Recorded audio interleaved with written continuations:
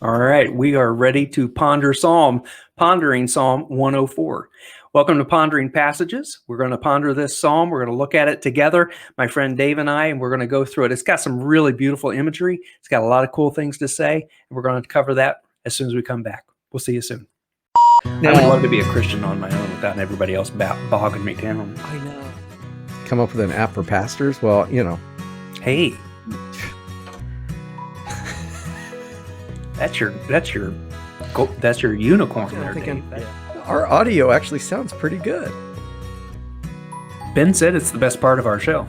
I've got this espresso, double shot espressos coming on board. So this will. All right.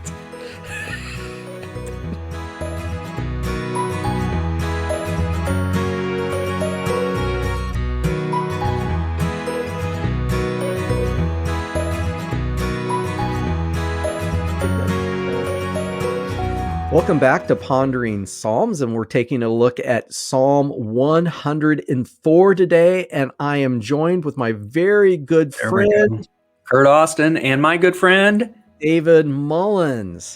Ta-da. Good to see you, Kurt. Good to see you, Dave. Let's power through this. Not power through. That makes me think that it's not very good. But this is a beautiful. We're pondering it. We're not powering through. We're pondering, and it is a beautiful psalm. It's interesting because it's not a typical psalm of, here's the story of Israel, and we're, let's remind the readers what that is. It's purely about the creative power of God and all of Earth's dependence upon Him. Yes, and it is longer than like the 8 and 9 verse psalms we were doing. That I like a lot. Yes. Yes. And I was just going to point out that this one starts just like Psalm 100.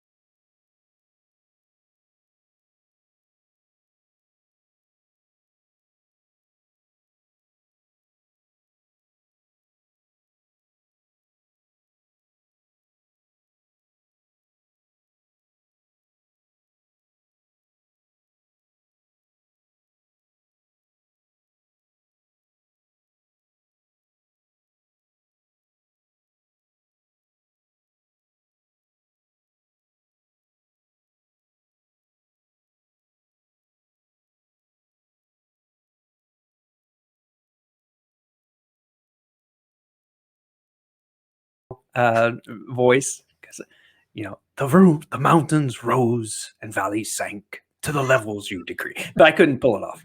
Obviously, you just heard it. Yeah. Well, you just did almost. No, almost. But it's very interesting how the psalmist moves through various things. He starts out with light and curtains of heaven and the clouds and the wind. And interesting, verse 4, the winds are your messenger, flames of fire are your servants. Some translations, I believe, even talk about angels. The winds are your angels. And then, like you said, it moves into water and mountains and valleys and seas. Are we moving through this too quick? I mean, there's just a lot here. Yeah. And just this then becomes the earth. Yes. It's water into the ravines, streams gush from the mountains. They provide water for the animals, the wild donkeys, the birds.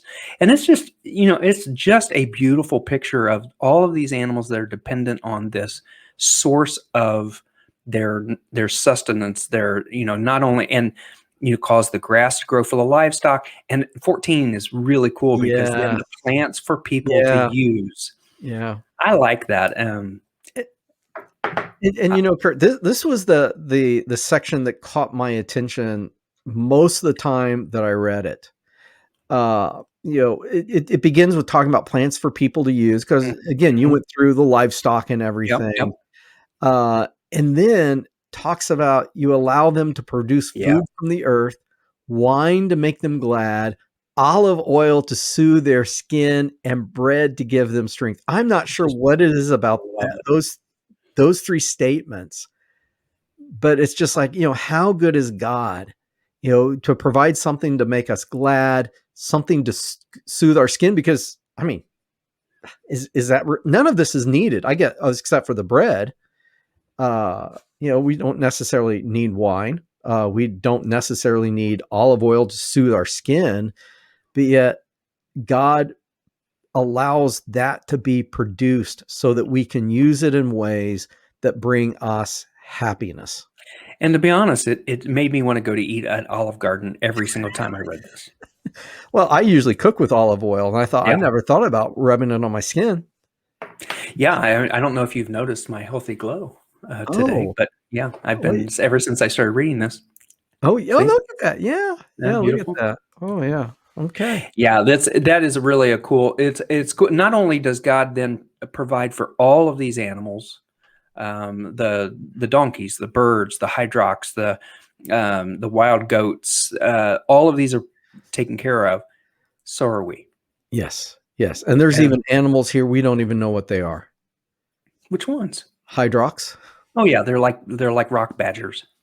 Well, they think they're like rock badgers. Well, I'm going with that. Yeah. And you know, well, even later, if I can The get the Leviathan. yeah, Yeah, the yeah. Leviathan. But, oh, yeah, that is later, isn't it? Yeah. Yeah, Yeah, yeah, it's later. He circles back around. He talks a lot about all of this water, the borders of the seas. Then he goes into these mountains, he goes into these streams, he goes in the ravines, talks about us. He talks about in verse 16. And I love this too. In verse 16, the trees of the Lord are well cared for. yeah. Well, I don't think he means by us. I think Right. he means Yeah, that God has yeah. made sure that this is happening, and they're planted where the birds make their nests, the storks make their homes. You know, Really something cool. I wonder, and I didn't notice this before until you mentioned that he comes back around. There's a literary device called chias or chiasm. I think that's pronounce it, where you you focus the most important thing at the center, and then Ah, you build both. It's almost like bookends. You got mhm. bookends, and then bookends, and bookends, and bookends. This is where you're focusing. I wonder if the focus of this is really verse 14, 14 Four and 15. 14, 15. Yeah, because then he goes back to the trees and the birds, and if you look up, even on this page, Yeah, you see the birds right there, and the streams, yeah, and he's already talked about the mountains, and he's talking about them yeah. again in the Verse 10 is mountains, verse 18 yeah, is mountains. yeah, yeah, Interesting. and And he prior to this, he talked about the heavens and the yeah, lights, and now he's back up to the moon and and talking the about the sun. seasons. This time it's about the seasons and the Yeah, darkness and night. You have not just night and day, you have seasons. And the interesting thing is the forest animals prowl about at night and go back to their dens during the day, but people, yeah. they go off to work during the day and they labor until evening. That's And really interesting. I wasn't aware of that literary device of doing that, but that makes a lot of sense for this. yeah, it does. It does. And sometimes it's within stories, sometimes it's within, you know, a couple of lines, you know, and so the focus is the center. Uh but you know, as I read this, I mean, there's just so much here, and it's like God has created this system that works perfectly, not just for the animals, not just for the seasons, not just for the weather, not just for the water, not just for people, but for everything, the universe, Mhm. actually. Uh, and in 24, he stands back and he says, "Man, what a variety!" Mhm. Yeah. Yeah, if you read through this once it's kind of a long story about animals and Yeah. Yeah. mountains and things. But Yeah. as you read through it more and more, it's like, oh, that's kind of really pretty, about the birds making their nests there, or about this. And you get then into verses 24, 25, and 26, and then it becomes big again. Yeah. You're not just dealing with bread or It, a yeah. herd. And one of the things that I see is, he's talking about the ship sailing along. And so you've got the ship on top of the water, and they Mhm. have no idea that this beast is playing down in the sea. Of course, the Leviathan, or however you pronounce it, Yeah, is Leviathan. mythical. I've heard some people compare it to maybe a giant crocodile, or maybe even the Loch Ness monster. Well, you can see all these old maps that are drawn with this sea monster that's kind of Yeah. coming up. It's kind of a mythical being, but you don't have to live in that mythical setting. I mean, there are enough whales and giant, Yeah. squid and things like that live down there. But and what I've loved lately, now that everybody's got their own little uh, drones that they're able to fly along, and the number of people who are paddling their surfboards and their giant sharks swimming around them, or somebody who's Oh, in a boat and then this big whale comes up next to yeah. them and stuff, and they're able to see these. And yet here this writer is fully aware that there are these Yeah. amazing creatures that are, and he uses which you made to play in the sea. Yeah. That they're enjoying that, and they're showing that more and more. These animals that love just to play. I saw a video this week of seals. There's this huge these huge waves, and the seals they're just surfing in the waves. They're diving and jumping in them and stuff. They're Why wouldn't playing in the you? sea. Yeah. Why wouldn't you? Yeah, it was really, really cool. It's like, they don't just live in it. They enjoy every minute of it. They're taking advantage of this creation that God has given them. Yeah. I think it's so cool. Of course, for the psalmist, the sea probably represented something sinister and Mhm. evil and bad, because they didn't have submarines, they didn't have cameras that could go down. I mean, you could not see what was down there. Well, and if you went down, you were done. You were done. Yeah, yeah. So you couldn't go down very far. No. But yet the reality of the creatures in the sea, I mean, we are even discovering that deeper than deep, deeper than what we've ever been, we go Yeah. down and there's creatures down there, and you're like, why? Why? It's almost like, their own little world. And there's like, I guess this little mermaid, and you've got, her death. No, kind of getting beyond the psalm here. Yeah. So, Yeah. Go the next way. Oh no, that's where it is. yeah, they all depend on you, and so do we. Yeah. And you supply them food, they gather it. You open their hand to feed them, and they are richly satisfied. But, and here's the thing: if you turn away from them, they panic. When you take away their breath, they die and turn again to dust. But God is the one who gives the breath. So Life is created. yeah, a variety of life teeming all around us, even so much that we don't even realize how much life there is all around us. Mhm. Yeah. And then he turns back to praise. May the glory of the Lord continue Right. forever. Right. Yeah, he's taken 30 verses to tell this story. Yeah. Well, 28 verses or so to tell this story about what he sees, what he or she, I suppose it could be a she that's writing this, but probably not in that Probably day. not in that culture. Yeah. But that this writing of this beautiful story about, look at all these things, because that's the thing, we go through our day to day and we don't pay attention. One of the things I know you've been doing more. You just told me that today. I'm not paying attention. I forget what it was because I wasn't fully listening. What? I'm sorry, I've lost interest. No, but one of the things you started to do last year was you started to go hiking. Yeah. On off days, or if you Yeah. needed some focus, and you start going hiking, and you start paying attention to those little things, and they start to have importance. And it's, God created them. Yeah. And so why wouldn't we pay attention to the birds that make a nest beside the stream? Yeah. And you know what's really cool? Anita and I went hiking, not hiking. We went on a trail that's nearby, and it follows along a stream that's near our house. And of course, all the leaves are off, so you can see any nests that are left over. And there was this little bitty nest, probably about that big. It wasn't very big at all sticky. It didn't have a lot of fluff and things that were Yeah. in it. So I don't know what Yeah. kind of bird it was that made it. And it was beside the stream. It was in a little bush there beside there. And you start to read these passages, and you see things like that, and it takes you back to that verse. Yeah. And you go, wait a minute. Yeah. There's something in God's word about just a nest just like that. That's really cool. Yeah. And it can tie in. And it can bring praise. Right. Paul says in Romans that we have no excuse for not recognizing that there is a God. Yeah. Because he basically says, look around. God has made it clear. God has made it evident. And that's what this psalmist is doing. He's saying, look around.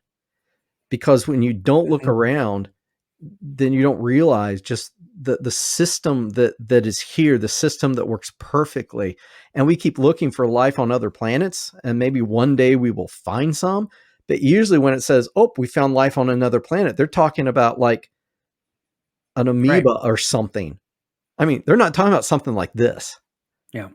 I mean, this is amazing what God has done. Yeah, I really like that, Dave. I mean, look around. I mean, and this psalmist, he writes from the highest heights to the deepest depths, but he spends a lot of time dealing with what we see every day. Yeah. These streams, those birds, these cedars, this wheat that turns into bread. I mean, you think every day I eat bread, or I use oil to cook with, or and that's just evidence of God's sustaining love for us. I find it interesting in this last section here that, I will sing to the Lord. May all my thoughts be pleasing. Let all the sinners vanish from the face of the earth. Let the wicked disappear forever. Let's get them out of here. What is that about? Did you look that up? Oh, no, I didn't look it up. But I wonder if he was in just such a mode that it's like, you know what? This world deserves to have those that are responding and recognizing that God has done this. Because, I mean, one of the most disappointing things is when someone does something amazing and everyone looks past it. And they don't give, I don't want to say credit, but they don't give recognition to what a person has done. Well, credit where credit is due, right? I mean, that's the thing. I mean, I like that. I hadn't thought about it that way as I read it, because I did read that, and I've got that whole 33 through 35 blocked off because it kind of sets out. But I did the same thing in 103 as well. It ends, praise you, the angels, praise you, and I like that. May all of my thoughts be pleasing to him, for I rejoice in the Lord. For those of you who can't do that, you don't really deserve any of this stuff. But you're getting it anyway because God is gracious. Oh, he doesn't say that, but he doesn't say that here. He does end with, nevertheless, let all that I am praise the Lord. And so the question that this psalmist asks me, or this psalm asks me, is how am I allowing everything that I am to praise the Lord?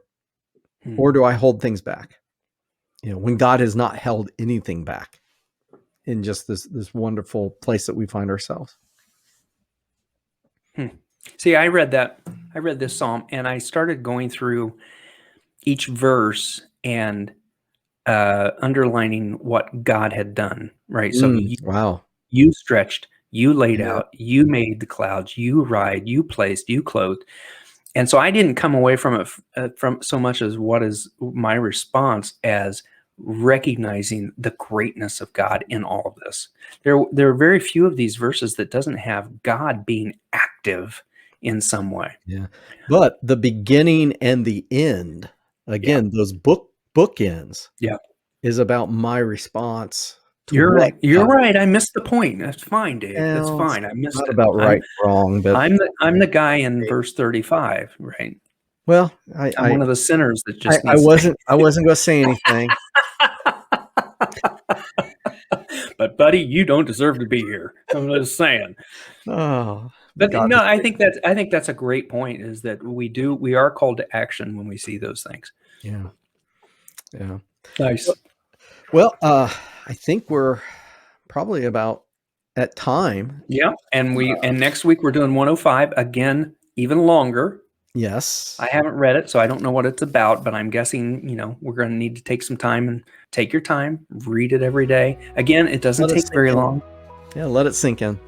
And hopefully you'll come with the right answer like Dave found on this one, not the wrong answer like I found. No, let God speak to you. Whatever it is that God's doing in your heart is the valid journey that he wants to lead you on. I'm convinced of that. So. Yes.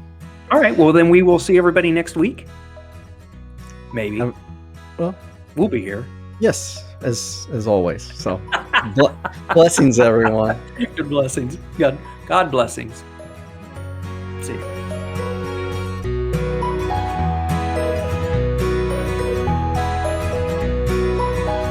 Oh, and that bird, that nest, I was going to tell you, I think that's a henway nest.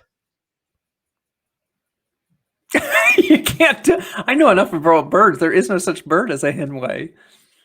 You're supposed to ask me what a henway. What's a henway? About 5 or 6 pounds. Should we do that again? You told me how I was supposed to ask it, that it dawned on me what the joke was. Yeah. Should we try that again? Sure, why not? Yeah. Oh, and that. Yeah. Oh, and that bird, that nest. I think that's a henway nest. No, I know about. What's a henway? About 5 or 6 pounds. It's not even funny the second time. Oh, it's hilarious. See, I can edit that laugh in. So. I know. You'll just laugh and laugh.